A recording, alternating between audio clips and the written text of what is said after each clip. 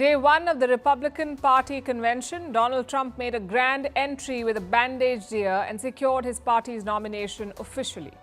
He's also announced his vice presidential pick. We'll tell you who the man is and what he brings to the table.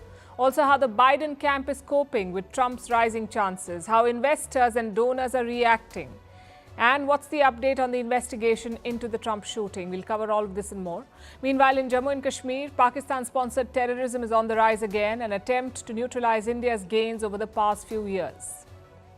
In Bangladesh, how student protests against reservations have taken a violent turn, why China is building a secret military base in Tajikistan.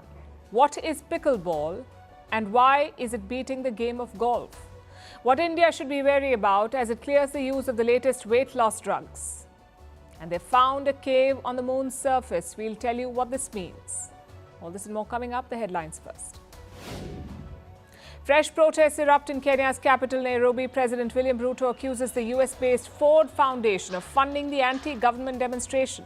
Ford Foundation rejects the accusation. Dozens of people have been killed in the protests that began a month ago.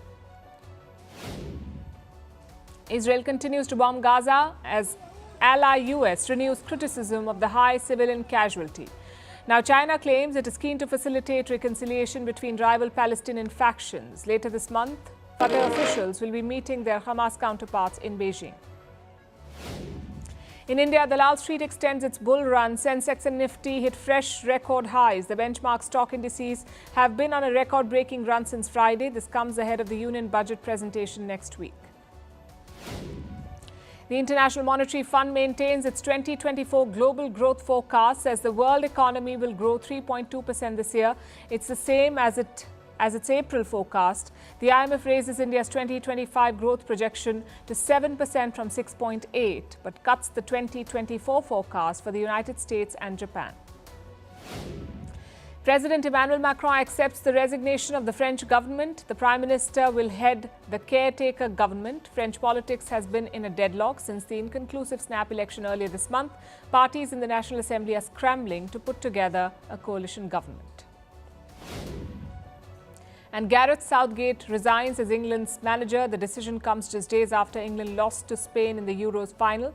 Southgate, a former defender, had taken charge in 2016. Under him, England made it to two Euro finals, but lost both times.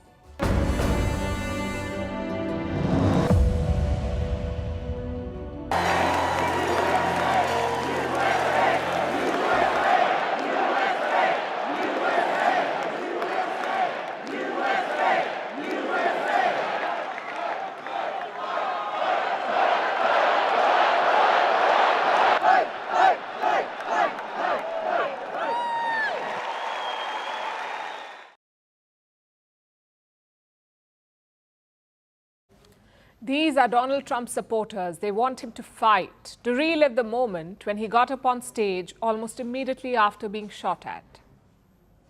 When he pumped his fist and shouted the word fight at least 3 times. Now, fight has become his campaign slogan. On Monday, Trump made his first public appearance after the shooting. He went to the Republican National Convention in the city of Milwaukee, in the Midwestern state of Wisconsin in America. The former president had a bandage on his ear. He wasn't scheduled to speak on day one, but he was expected to get a hero's welcome, and he did. Take a look at this.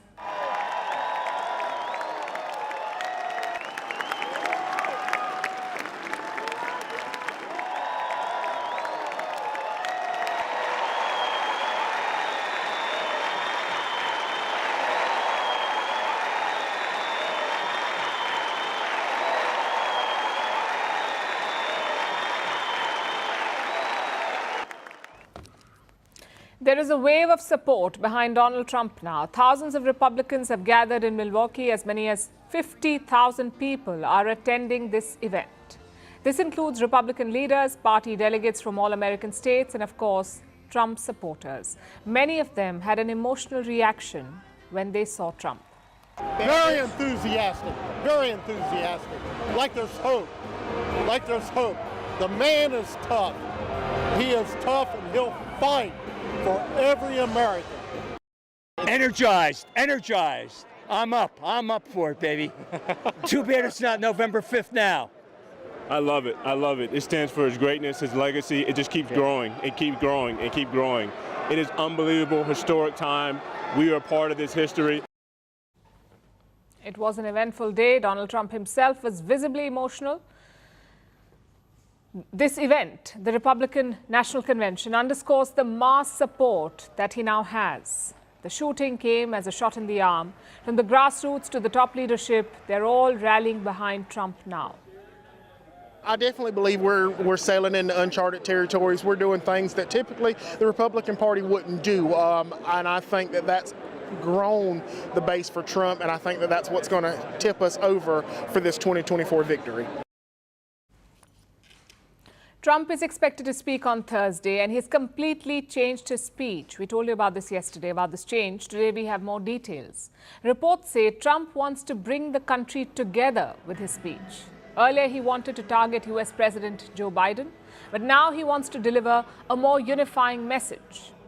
Trump has given a newspaper interview. I have a few quotes from what he said. Listen to this. The speech I was going to give on Thursday was going to be a humdinger. This is a chance to bring the whole country, even the whole world, together. The speech will be a lot different than it would have been 2 days ago. Trust Donald Trump to call his own speech impressive. But yes, the world's eyes will be on him. The speech is now the most important event of the convention. The nominations were wrapped up yesterday. Officially, Trump has clinched the Republican Party's nomination. He is their presidential candidate. His son, Eric Trump, made it official last night. And Madam Secretary, the great state of Iowa proudly cast all of its 40 votes for President Donald J. Trump. The state of Oklahoma proudly cast all of its 43 votes for President Donald J. Trump. On behalf of the West Virginia delegation, I am very proud to cast all 32 votes for our former and future president, Donald J. Trump. Cast our vote in favor of our next president, Donald J. Trump.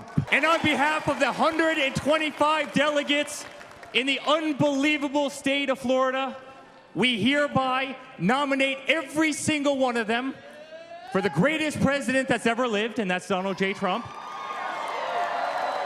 Hereby declaring him the Republican nominee for President of the United States of America. Trump was picked unanimously. The convention is the final step towards securing the nomination. Both the Democrats and the Republicans have separate conventions. It is where each party makes its candidate official. And this is how the process unfolds. Republicans, or Democrats as the case may be, from all over America gather at the convention. That's 50 American states and 6 union territories. Now, all of them send their representatives. These are called the delegates. They officially cast their votes and they select the candidates, the nominees for president and vice president. Now, Trump has been a clear choice for the Republican Party, so his nomination was only a formality. Yesterday, he also declared his running mate. That's Trump's candidate for the vice presidency. He's picked a man called J.D. Vance. And just like Trump, Vance faced no challengers. We'll tell you more about him in a bit. So the Republican convention is underway. It's a 4-day affair. Next month, it will be the turn of the Democrats. They will hold their convention in the month of August. Now, until a couple of weeks ago, Joe Biden was expected to be confirmed here. He was sure to be the Democratic nominee. The process would have been exactly the same as with the case of the Republicans. But now all bets are off. The Democratic Party is in disarray. There is no unanimous support for Biden anymore. Instead, there are calls for him to step aside. There are growing concerns around Biden's health and his ability to carry on for 4 more years.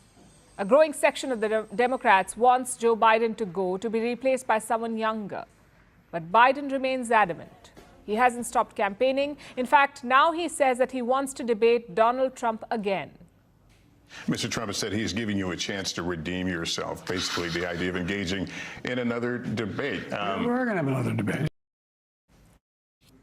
The Democrats have suspended all campaign ads meanwhile. They've also dialed down any direct criticism of Donald Trump. They wanted to show solidarity after the shooting.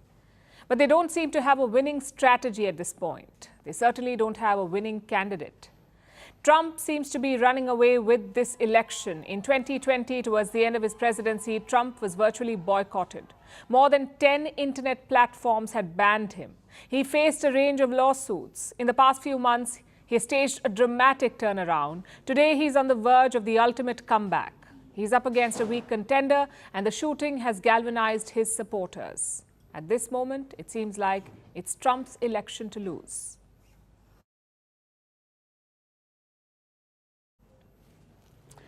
Now, let's tell you about the other man making headlines, Donald Trump's running mate, his pick for vice president. That's J.D. Vance. If you do not follow U.S. politics, it may have come as a bit of a surprise. You may have expected a Vivek Ramaswamy or a Ron DeSantis. But among Republicans, it was apparently the obvious choice.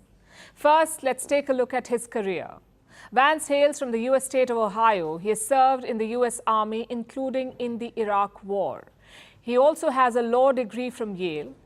After that, he joined an investment firm in Silicon Valley. But Vance's big moment came in the year 2016. That's when he published a memoir, Hillbilly Elegy. That's what it was called. This book narrates his life in rural and working class America, and it struck a chord with a lot of people. The book ended up being a bestseller. Interestingly, Vance did not support Donald Trump in the year 2016. He was a vocal critic at the time. He called Trump an American Hitler, a terrible candidate that he would never support. So what changed his mind? Well, Vance says that Trump's policies forced a rethink. Others say that it was just political opportunism. Either way, it has worked, because in 2022, Vance was elected to the U.S. Senate. And now he is Trump's pick for vice president. Take a look at his nomination at the Republican convention. The question is on the motion that Senator J.D. Vance be nominated by acclamation. All those in favor signify by saying aye. Aye! All those opposed signify by saying no.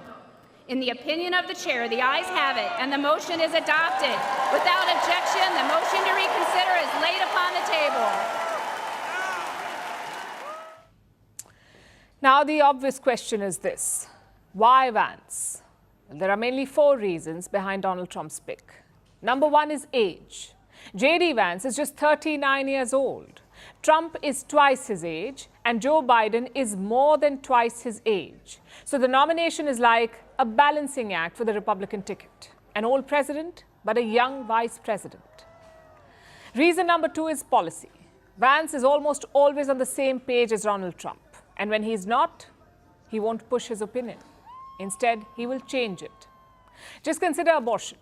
Earlier, Vance had a radical position on the issue of abortion. He said even victims of rape or incest should not get an abortion. But Donald Trump's position is different. A, he believes in exceptions for rape, and B, he wants U.S. states to set the law on abortions. So what did J.D. Vance do? He backed away from his previous position. Same with foreign policy. Vance has echoed Trump's position on Ukraine. First, he wanted to stop military aid to Kiev, but now he wants negotiations to end the war. Russia would not have invaded Ukraine if Donald Trump had been president. Everybody agrees with it. I think what President Trump has promised to do is go in there, negotiate with the Russians and Ukrainians, bring this thing to a rapid close so that America can focus on the real issue, which is China. Even Joe Biden talked about this. He called Vance a Trump clone. What do you make of J.D. Vance? J.D. Vance. J.D. Vance back. You think of J.D. Vance? He's a clone of Trump on the issues. A clone of Trump on the issue. So I don't see any difference. Which brings us to the third reason why he was picked: loyalty. Every president expects this from their vice president. But Trump's expectations are higher. Just think back to 2021. The U.S. Congress was about to certify Joe Biden's election victory. Mike Pence was presiding over that meeting. And he says that Trump asked him to reject the results, to not certify Biden's victory. Of course, Mike Pence did not listen to Trump at that point. But what if J.D. Vance was in Mike Pence's position? Well, we don't have to speculate. Vance was asked this exact question recently, and he said he would not have certified the election results. That's the sort of loyalty that Trump wants. Which brings us to the final reason: Vance's core support group.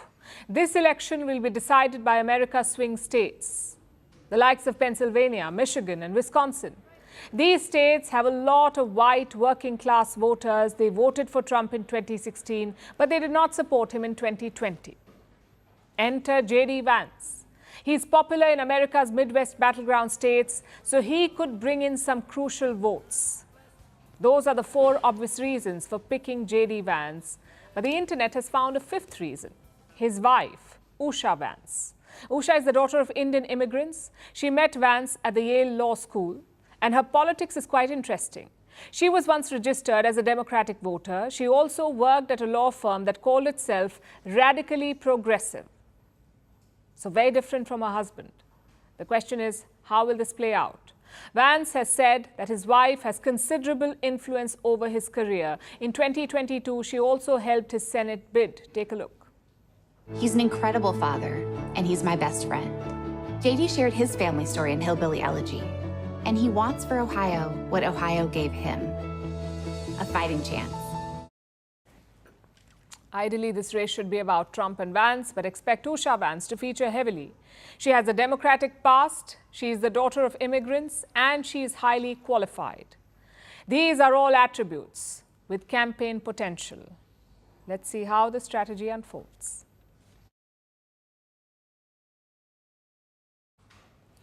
So it's official, Trump is the Republican Party's presidential candidate, and now we know his vice presidential pick as well. The Trump and Vance duo will take on the Democrats.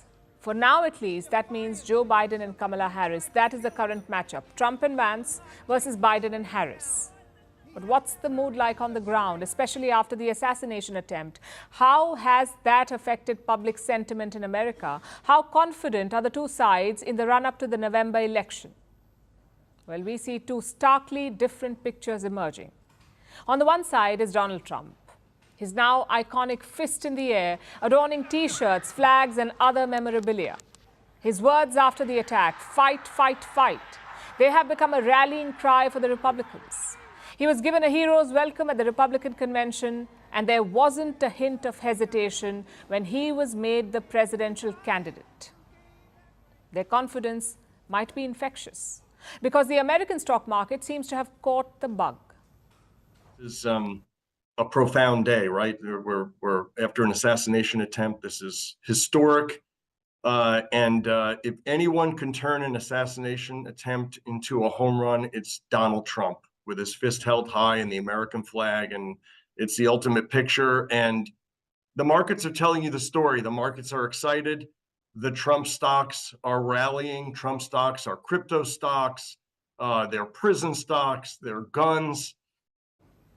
The cryptocurrency industry has long backed Donald Trump. The belief is that Trump is pro-crypto, and he will reduce regulations on the industry. The crypto market got turbocharged yesterday after the assassination attempt. Crypto investors believe that now nothing can stop Trump from winning the election. And that was reflected in the value of Bitcoin, the world's most famous cryptocurrency. Bitcoin's value surged to a 2-week high on Monday. It rose by 8.6%. because of the belief in Trump and the belief that the assassination attempt has guaranteed his victory.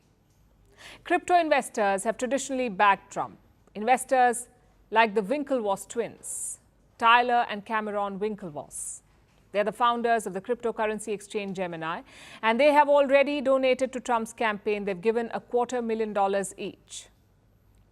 And reports say that more money might be on the way. Now, some of these reports may be a bit spurious. The Wall Street Journal, for instance, just said that Elon Musk was planning to donate, that he was allegedly planning to give Trump's campaign $45 million every month. But Musk seems to have slammed that report. With this reply on social media, he called the report fake news. We think that's what he's trying to say anyway. But even if the story about Musk isn't true, other wealthy Americans are betting on Trump. And the markets seem to be rooting for his victory. That's the mood in the Trump camp. What about the Democrats? How are they reacting to the assassination attempt on Trump? How are they dealing with the fallout? Well, it seems like they're in damage control mode. Joe Biden definitely is. Called your opponent an existential threat. On a call a week ago, you said it's time to put Trump in the bullseye. There's some dispute about the context, but I think you appreciate that I didn't say words crosshairs. I was talking about focus on. Look, the truth of the matter was, what I guess I was talking about at the time was, there was very little focus on Trump's agenda. Yeah, the term was bullseye. It was a mistake to use the word. I didn't say crosshairs. I meant bullseye. I meant focus on him. Focus on what he's doing. Biden says he made a mistake when he said the words, "It's time to put Trump in the bullseye." Biden said this on the campaign trail, but now he says that he just wanted people to focus on Trump's policies, not literally train their guns on him. In hindsight, the choice of words was poor. So Biden has to backtrack now. It's the same story with his Democratic Party. They're also backtracking. They have pulled advertisements off the air, attack ads that reportedly cost the party $50 million. These ads have now been suspended because of the assassination attempt. The Democrats know that they cannot stay on the offensive, not after Trump was nearly killed. So they have to go back to square one and rethink their approach. So on the one hand, you have the Democrats floundering. On the other, you have the Republicans on the rise, celebrating their candidate's survival and counting down the days till the election.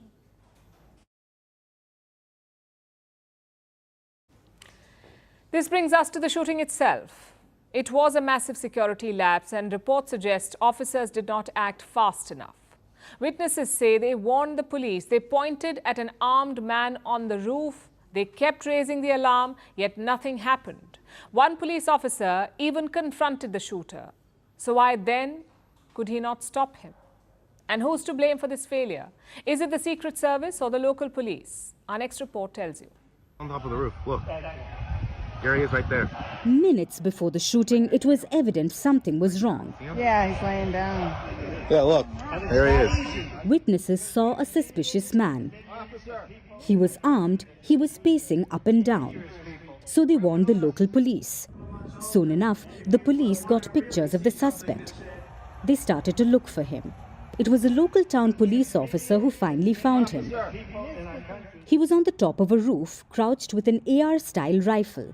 When the police climbed the roof, the shooter pointed the gun at him.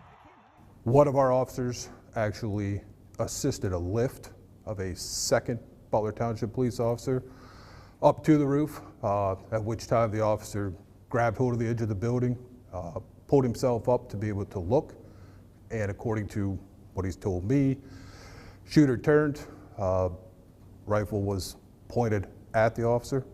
The officer, defensive move, kind of ducked, fell, lost his grip on the building. The man on the roof was Thomas Crooks. Just a moment later, he took a shot at Donald Trump. The bullet whizzed past Trump's right ear. He ducked. A sniper took down Crooks. But by then, it was too late. A massive security failure had already happened. People in the crowd say they saw the armed man on the roof. They tried to warn the police. He's on top of the roof. Don't go over there. He's on the roof, buddy. A police officer even looked towards the building, but nothing happened. Reports suggest there were 86 seconds between the warning and the first shot. That meant the police had over 1 minute to get the suspect. So what were they doing? These are some of the questions being asked of the Secret Service. After all, they were in charge of the former president's security. At President Biden's direction, an independent review of the incident will be conducted, one that will examine the Secret Services and other law enforcement actions before, during, and after the shooting. The U.S. Secret Service says it will fully participate in the probe. Director Kimberly Cheetle apologized for the incident. She called it unacceptable. She took responsibility for the agency's failure. But when asked if she will resign, this is what she had to say. I appreciate the Secretary's comments, and we're going to continue to be transparent and communicate with people. You plan to stay on? Absolutely. I do plan to stay on. Only the probe will reveal what went wrong. But most suggest it was a failure to secure the outer perimeter. You see, during events like this, the Secret Service draws up an overall security plan. They are usually in charge of the inner perimeter where the event is taking place. The security for the outer area around it depends on the local police. Crooks fired a shot from around 450 feet away. That was part of the secondary ring, which was to be secured by the local and state officers. So some experts argue the local police weren't trained enough to do the job. Others say the Secret Service was spread too thin. But while the blame continues to shift, questions still remain. Why was the roof not secured? Why did the police not act on the tip? And was the Secret Service to be blamed for this, or the local police? These are some critical questions that need to be answered. The most important one being, as America goes to polls, can the Secret Service guarantee the safety of the contenders? Vantage continues after a short break.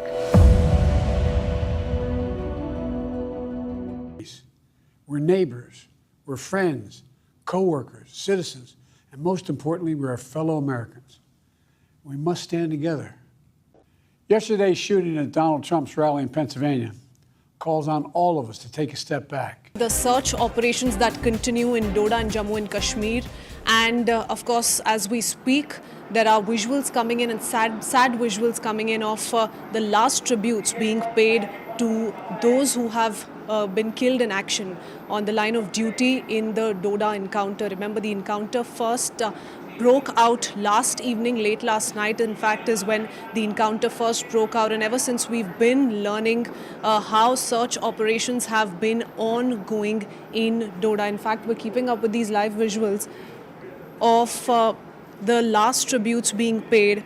And we have a very special voice joining us this evening. Not the best time perhaps to connect with you, sir, but we have with us Captain Brajesh Thapa's father. Sir, good evening to you. On behalf of the entire team of CNN News 18, really sorry about your loss first up. What are your thoughts, sir?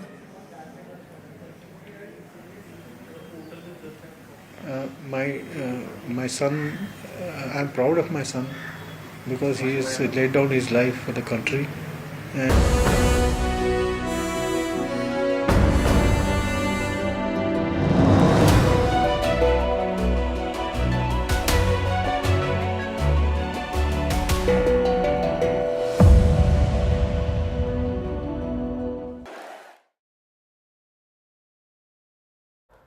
There's trouble in Jammu and Kashmir, and we haven't said that in a long time. Things have largely been peaceful after 2019, but now the terror threat is back.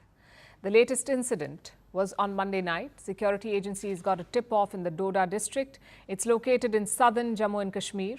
When they reached the area, terrorists fired at them. What followed was a deadly gunfight. 4 Indian Army soldiers sustained injuries, and one of them was an officer. They were rushed to a nearby hospital, but it was too late by then. All 4 succumbed to their injuries.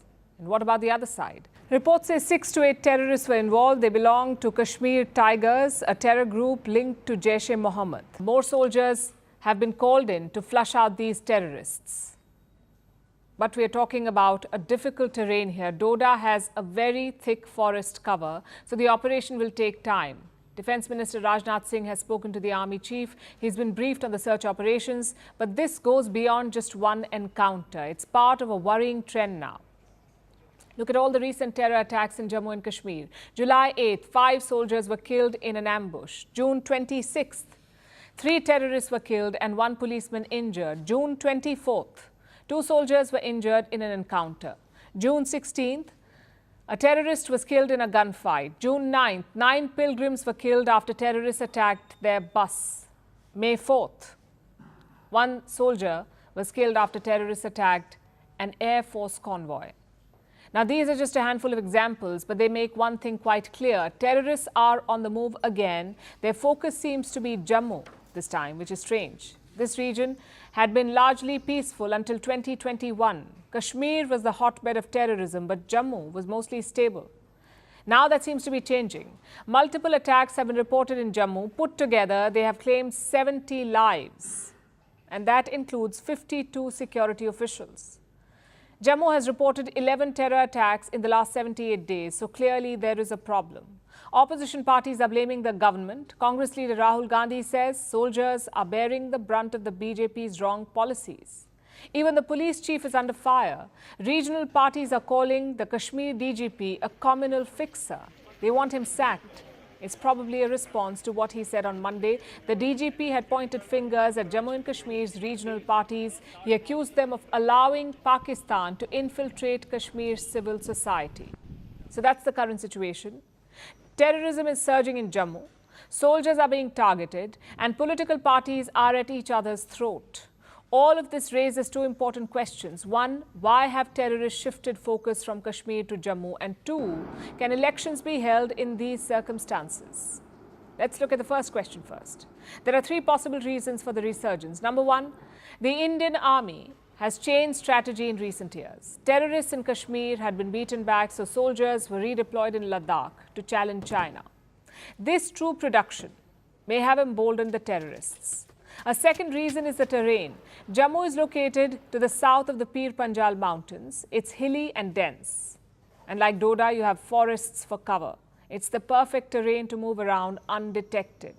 And finally, the third reason, Pakistan's campaign. Islamabad will not let Jammu and Kashmir succeed. Even the Indian government knows this. Sources say that Pakistan has activated terror launch pads in the region. Their aim is to keep spreading fear, to keep Jammu and Kashmir bleeding. Which brings us to the second question that we posed. Can elections still be held? Can they still go ahead? The Supreme Court of India has set a deadline for the central government. Elections must be held before September 30th. The government says it is committed to holding them. But after the recent attacks, who knows? If you hold the elections, you give terrorists a target. If you don't, you give Pakistan a moral victory. More importantly, you delay democracy in an integral part of India. So New Delhi has its work cut out. Jammu and Kashmir has made rapid gains in the last few years. Now is the time to protect those gains.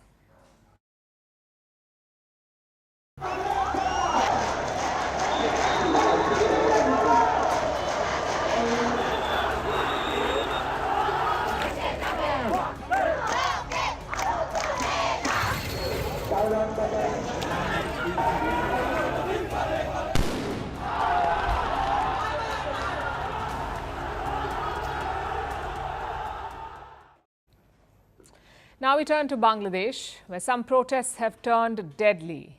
Multiple casualties have been reported in Bangladesh. At least 3 people have died in Chittagong in the southeast, 1 in Rangpur in the north, and 1 person was killed in the capital, Dhaka. Meanwhile, more than 400 people have been injured from all across the country. Take a look at the situation on the ground.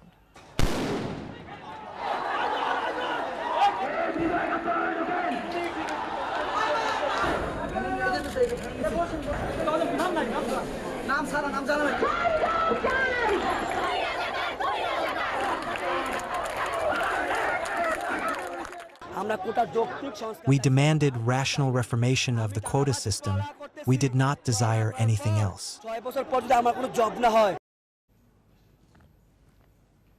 The ongoing protests are against Bangladesh's quota system. Let me explain. Every year, they recruit people for government jobs. Now, these are considered safe jobs, jobs that offer assured career growth. So these jobs are highly coveted. Every year, the government releases a list of vacancies, but all the jobs listed are not up for grabs because more than half of them are reserved. 1% of all the jobs are reserved for people with disabilities. 5% are reserved for minority communities. 10% are reserved for women. Another 10% are reserved for people from underdeveloped districts in Bangladesh. So that's 26% of the jobs reserved. But that's not all. The largest reservation is for freedom fighters, the people who fought to liberate Bangladesh from Pakistan back in 1971. 30% of all jobs, all government jobs are reserved for these people, for their children and their grandchildren. When we add this to the other reservations, the total comes to 56%, meaning 56% of the government jobs in Bangladesh are reserved. They're not open to the general public. And this is why the students are angry. This is why they have been protesting. The quota system had been scrapped in 2018 after similar protests, but now it has returned. Last month, a court reinstated the quotas, and that is what sparked the latest round of demonstrations. This is against various parts of the system, from the percentage of reserved seats to the vacancy rule. What's the vacancy rule? If a reserved job cannot be filled, if the quota candidates fail to clear the requirements or the recruitment tests, the job would be left vacant. It would not be opened up to the general public. That is the rule, even if there weren't enough reserved candidates applying. The vacancy remains, but it's not given to the general public. And remember, these jobs are much sought after. So these wasteful vacancies also riled up the people. They have been protesting for weeks now, even after another court order. The quota reinstatement was paused last week by Bangladesh's Supreme Court. It has put the reservation policy back on hold, at least for a month. But this did little to calm the protesters. In the last 2 days, the situation came to a head when Prime Minister Sheikh Hasina weighed in. She took a dig at the protesters. She used the word Razakar while talking about the protests. And this did not go down well with the protesters because Razakar is a taboo term in Bangladesh. It describes the people who collaborated with Pakistan during the 1971 War of Independence. It effectively means traitors, Razakar. So when the protesters heard this, they were enraged. They took to the streets and chanted slogans.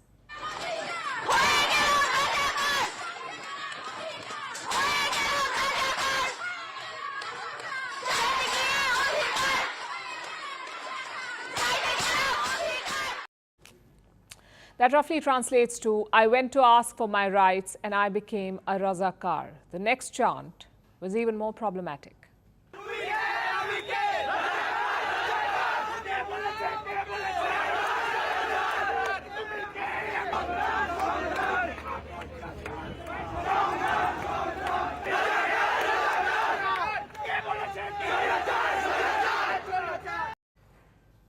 They're saying we are Razakars, the government has said so. Now, if you remove the second line of this chant, it looks like the protesters are just calling themselves Razakars. And remember, that is taboo in Bangladesh. In fact, it is an insult to the nation's freedom struggle. So you can imagine the reaction. There was a lot of anger from politicians who only heard the first part of the chant. What followed was a wide range of condemnations and threats. But the worst was this. From the General Secretary of Pakistan's ruling party, he said that the party's student wing would make the Razakars pay. Not the police, not the military, but the ruling party's student wing. This threat was issued yesterday, and that's when the violence escalated. We were rallying, and suddenly the ruling party student wing attacked us in front of Bijoy Ekattor Hall first. Then we were coming towards the Vice-Chancellor's house when we were stopped there. The Chhatro League ruling party student supporters again attacked us from behind. They were hitting heads in a targeted way. Bangladesh's quota protests have entered a violent new phase. No side seems ready to back down and the bodies have started to pile up. We hope that the situation de-escalates and cooler heads prevail.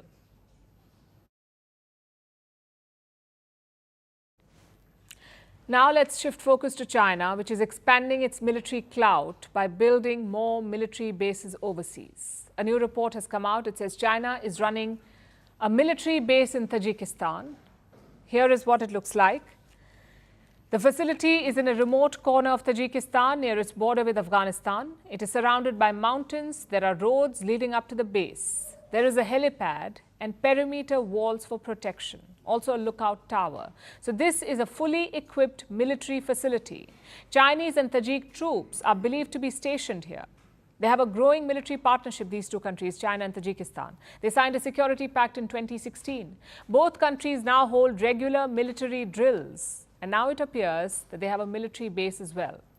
By the way, this is not a new claim. A similar story had emerged in 2021 as well. This base is believed to be next to an old Soviet outpost. 3 years back, the Chinese were aggressively expanding the facility. That's what the report said. Both China and Tajikistan have denied it. They say no such base exists. But it is increasingly clear that it does. And the two sides have been secretly building this facility. They're also expanding their defense partnership, planning to take it to the next level with yet another military base. That's right. They plan to build a second facility near the Afghanistan border. So the existing facility could be transferred to China, and that too completely free of charge. Apparently, Tajikistan has made an offer. It is willing to waive rights to collect any rent. In exchange, it wants military aid from Beijing.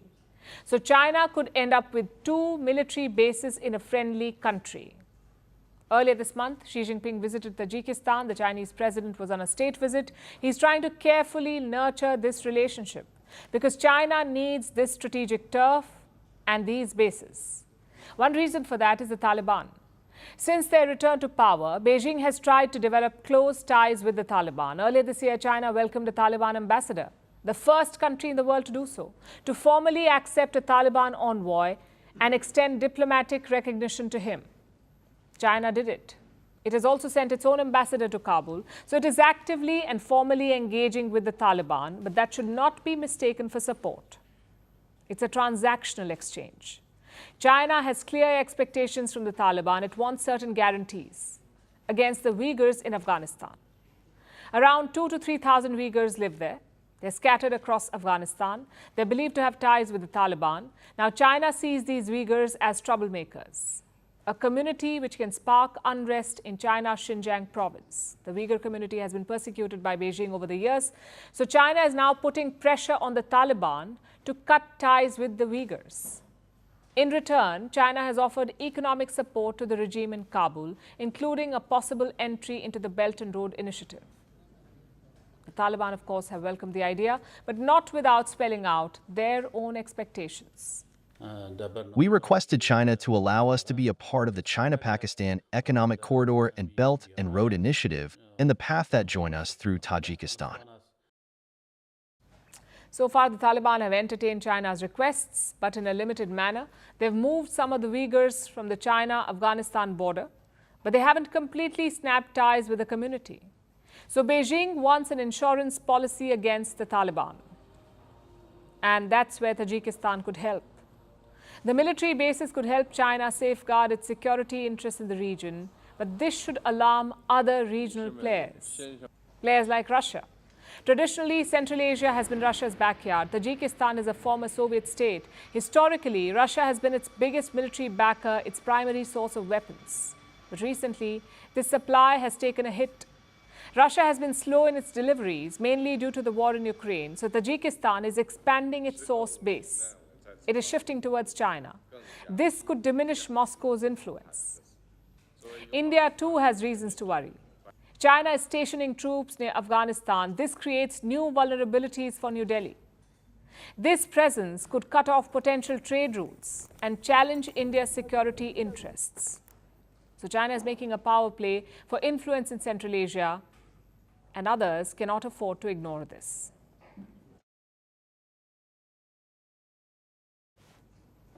Our next story is about a sport that has put golf in a pickle. We're talking about pickleball. It is a mix of badminton, tennis and table tennis. It has about 9 million takers globally. They're called picklers. And their craze has made pickleball one of the fastest growing sports globally.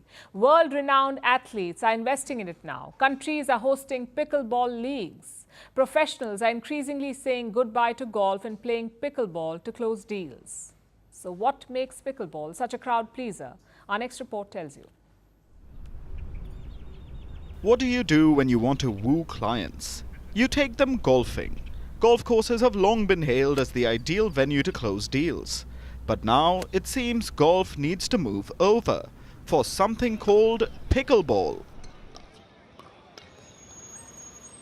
If pickleball were an awkward teenager, it would most likely get bullied, owing to its name, which has nothing to do with pickles, by the way. But it has inspired a newfound craze. Demand is soaring for pickleball courts. Pickleball fashion is raging. World-renowned athletes are investing in the sport. Country after country, including India, is hosting pickleball tournaments. And tennis star Novak Djokovic is scared of it. He says soon tennis clubs will be converted to host pickleball. The horror. In the 3 years leading up to 2022, the number of picklers grew by 159%. Yes, that's what people playing pickleball are called. Picklers. The world has about 9 million of them, and they are forecast to reach 22 million this year, making pickleball one of the fastest growing sports globally and the fastest growing sport in the US, where pickleball is now serving more than competitive or recreational needs. It is helping professionals schmooze. I think a lot of sports, you don't have that ability to really connect on and off the court or the field, but pickleball allows for that. And so I think when you walk away from a good day of pickleball, you walk away feeling really accomplished. But what makes pickleball so appealing? The answer lies in how the sport is played. Pickleball is a mix of tennis, table tennis, and badminton. It can be played both indoors and outdoors. Players use a plastic paddle, which is much easier to handle than tennis or badminton rackets, and a plastic ball that is slightly bigger than a tennis ball. The serves can be underhanded and low. In a nutshell, pickleball is relatively easy to learn. It is slow-paced. There is less ground to cover, which makes it easier to play than badminton, tennis, or table tennis. Plus, it's cheaper and less time-consuming to play than golf. Pickleball is a moderate intensity workout, kind of like hiking, yoga, and aerobics. It reduces cholesterol levels and blood pressure. It increases cardiovascular fitness and oxygen intake. Plus, it is fun. While 50% of the people quit exercising 6 months after starting, research proves that picklers come to the court again and again. It's a small court, so you get to meet people. The rules and the equipment have made it gender and age neutral, so you can play with all ages. Grandchildren, grandparents are playing, and the ease of entry into the sport has made it so suitable for people that have not been doing a sport for a while. That being said, pickleball is not for everyone. When the rigid plastic paddle hits the plastic ball, there is a noise. Multiply it by hundreds of hits across the court. It can be annoying. Local residents across dozens of cities have rallied to limit the sport. They have blocked the development of new courts and compared pickleball courts to a pistol range in your backyard. So golf may not have a lot to worry about just yet. But if we are to believe the trends about pickleball, soon enough the sport is bound to put golf in a pickle. Vantage continues after a short break. He was a very simple soul, and in fact, he desired to go and join army right from his childhood days, and he has made us proud, and I'm happy for that. Sir, can you tell us a little about Captain Thapa, his early years into service? What has his journey been like so far? Tell us a little bit about him. The entire nation today is so very proud of him. We want to know more of who he was, the kind of service he had already enjoyed in the armed forces. You see, he as a child also he was interested. He always wanted to be in the army. He used to wear my clothes, army clothes, and he used to be happy putting on that, and he used to say that I will also be an army officer when I grow to be a young man. And that is one. Secondly, whenever we went in Fauji vehicles, he used to see me sitting in front in the co-driver's seat. So he used to say that one day I will also be sitting in the co-driver's seat, meaning that he would like to become an officer like me. So he was right from the childhood days. He used to be interested in joining the army.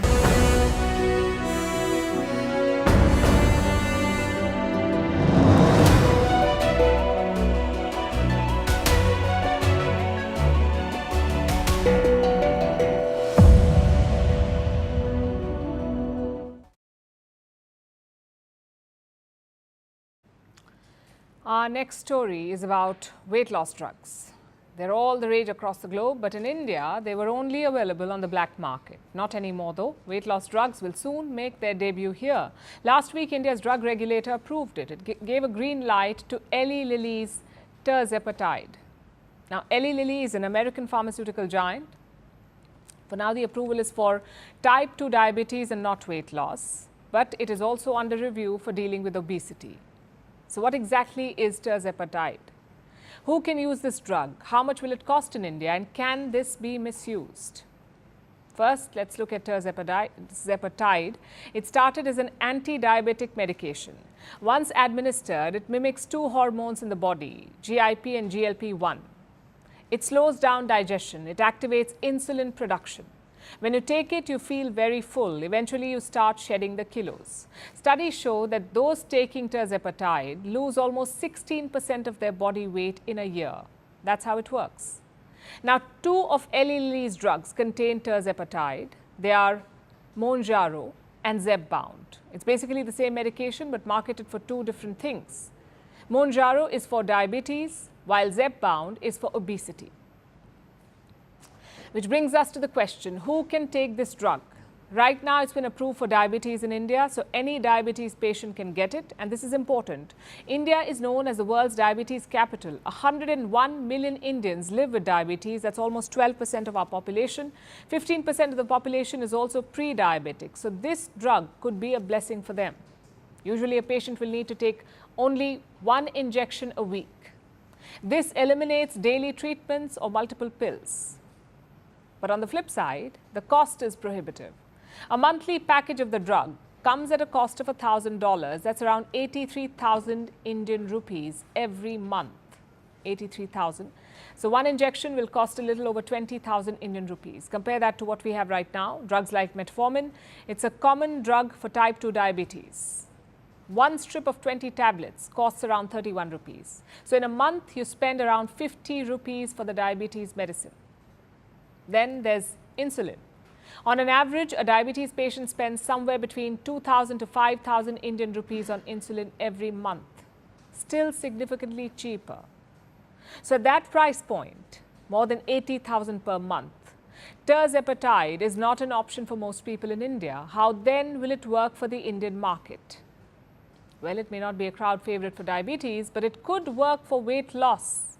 India has 80 million obese people. By 2034, 11% of the population will be obese. Another 225 million people are overweight, which makes this an upcoming market for anti-obesity drugs. And the demand is soaring. In 2022, India's weight management market was worth over 1,500 crores. By 2028, it's projected to be worth 2,800 crores. Thousands of Indians are already buying weight loss drugs, even though they are not legally available here. They're either smuggled from abroad or bought on the black market. Many people also end up buying counterfeit versions. So now they'll be able to get a legitimate version. But does that make it safe? Let's look at the science. Tirzepatide is recommended for chronic weight management. So it's for people who cannot lose weight any other way. It's not to be consumed casually to shed a few kilos here or there. Plus, the drug is not a miracle solution. You need to keep taking it for the effects to last. Those who stop taking it are said to regain most of their weight. And it only works when you couple it with a good diet and exercise. But that's not stopping weight loss seekers from exploring this option.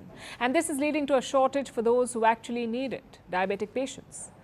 All of that must be kept in mind when these drugs are launched in India. Weight loss drugs are a money spinner, and India is a critical market for them. But it's important to tread cautiously down this road.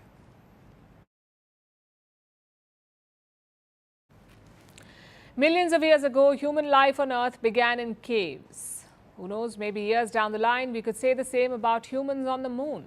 Because for the first time ever, scientists have discovered a cave on the moon, an underground cave. It lies about 150 meters beneath the surface, and its area is equivalent to 14 tennis courts.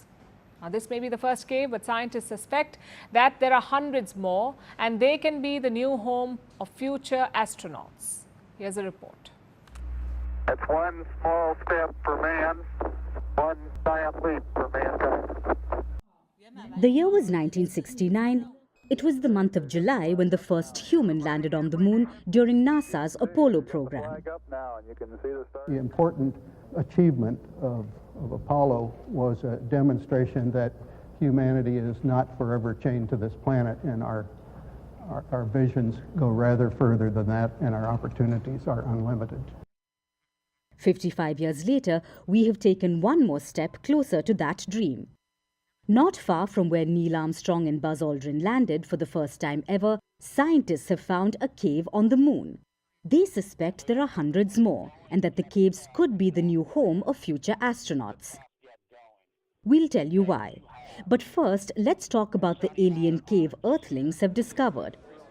It's located in what's called the Sea of Tranquility, the first site that was visited by humans. Though the area is quite big, the cave is 400 kilometers from the Apollo 11 landing site. It's visible to the naked eye from Earth because the cave's area is equivalent to 14 tennis courts. It's 45 meters wide, 80 meters long, and lies about 150 meters beneath the surface. And this is what makes it interesting. This is an underground cave. It looks like the opening of a pit. If you enter it, you will find vertical walls around you. They extend to the floor, which is a rock pile. According to predictions, this pit is connected to other tunnels inside, which may lead to more underground caves. Because this cave was made millions or billions of years ago when lava flowed on the moon, and this created tunnels through the rocks. The closest equivalent to this can be found in Spain.